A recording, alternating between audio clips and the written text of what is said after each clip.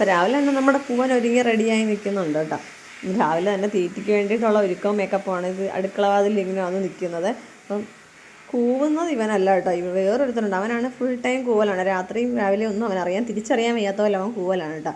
അപ്പോൾ നമ്മൾ ഇടിയപ്പം മുട്ടക്കറിയാണ് രാവിലെ, അതിനുള്ള മുട്ട പുഴുങ്ങാൻ വേണ്ടി വെച്ചാണ് കേട്ടോ. അപ്പോൾ സ്കൂളിൽ കൊണ്ടുപോകാനും പിള്ളേർക്ക് ഇതുതന്നെയാണ്. വേറെ ഞാൻ സംഭവങ്ങളൊന്നും രാവിലെ ഉണ്ടാക്കാൻ നിന്നില്ല കേട്ടോ. ഇന്ന് അത്ര സുഖമില്ലാത്തൊരു ദിവസമായിരുന്നു. അതുകൊണ്ട് തന്നെ 2 ട്രിപ്പായിട്ട് ഇടിയപ്പം ഉണ്ടാക്കിയിട്ട് മുട്ടക്കറി ഉണ്ട്. പക്ഷേ മുട്ട ഇതുകൊണ്ട് തികയത്തില്ല. വീണ്ടും 2 മുട്ടയും കൂടെ ഞാൻ പുഴുങ്ങിയിട്ടുണ്ട് കേട്ടോ കറിക്ക്. അവർക്ക് സ്കൂളിൽ കൊണ്ടുപോകാനും കൂടെ വേണ്ടതുകൊണ്ട് അപ്പം നമുക്ക് ആവശ്യമുള്ള ഉള്ളിയൊക്കെ പൊള്ളിച്ചരിഞ്ഞെടുക്കാം. സ്പീഡിലിട്ടിട്ടാണ് ഞാൻ വീഡിയോ ഇട്ടേക്കുന്നുണ്ട്. ഇത്ര സ്പീഡിലൊന്നും ഞാൻ അരിഞ്ഞില്ല, അത് എക്സ്പേർട്ടല്ല അത്രയ്ക്കൊന്നും.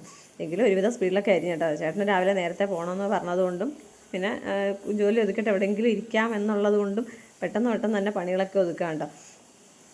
ഞാനൊരു കൊഴുപ്പിന് വേണ്ടിയിട്ടാണ് കേട്ടോ മുട്ടക്കറിക്ക് 2 തക്കാളിയും കൊടുത്തത്. അല്ലെങ്കിൽ അങ്ങനെ എപ്പോഴും അങ്ങനെ മുട്ടക്കറിക്ക് തക്കാളി ഇട്ട് അങ്ങനെ കറി വെക്കാറില്ല. ചിലപ്പോൾ കറി കുറച്ച് കൂടുതൽ വേണം എന്നുള്ളത് കൊണ്ടാണ് കേട്ടോ തക്കാളിയും കൂടെ ഇട്ടത്. അപ്പോഴാണ് കുറച്ച് ഒരു പാക്കറ്റ് വെളിച്ചെണ്ണ അവിടെ ഇരിപ്പുണ്ടായിരുന്നു. അത് ഞാൻ പൊട്ടിച്ച് കൈയോടെ ഒഴിച്ച് വെക്കാം കേട്ടോ. തേങ്ങ ആട്ടി വെച്ചേക്കുന്നത് നമുക്ക് ഈടം തെളിഞ്ഞിട്ടില്ല, അതുകൊണ്ട് ഇത് തന്നെ നമുക്ക് ഉപയോഗിക്കാൻ വിചാരിച്ച് അങ്ങനെ നമ്മൾ മുട്ടക്കറിക്കുള്ള ഇഞ്ചിയും വെളുത്തുള്ളിയും തക്കാളിയും ഇതെല്ലാം വാട്ടിയിട്ട് നേരെ പൊടികളൊക്കെ ഇട്ട് നന്നായിട്ട് വാട്ടുകയാണ് കേട്ടോ.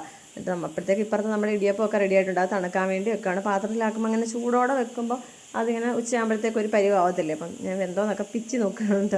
അങ്ങനെ മുട്ടക്കറിയൊക്കെ റെഡി ആയിട്ട് മുട്ടയൊക്കെ ഇട്ട് കൊടുത്തിട്ടുണ്ട്.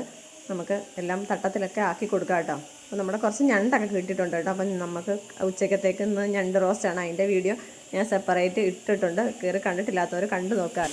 വീഡിയോ ഇഷ്ടപ്പെട്ട ലൈക്ക് ചെയ്യാനും ഷെയർ ചെയ്യാനും സബ്സ്ക്രൈബ് ചെയ്യാനും കമൻറ്റ് ചെയ്യാനും മറക്കല്ലേ. അപ്പോൾ ഓക്കെ, ബൈ.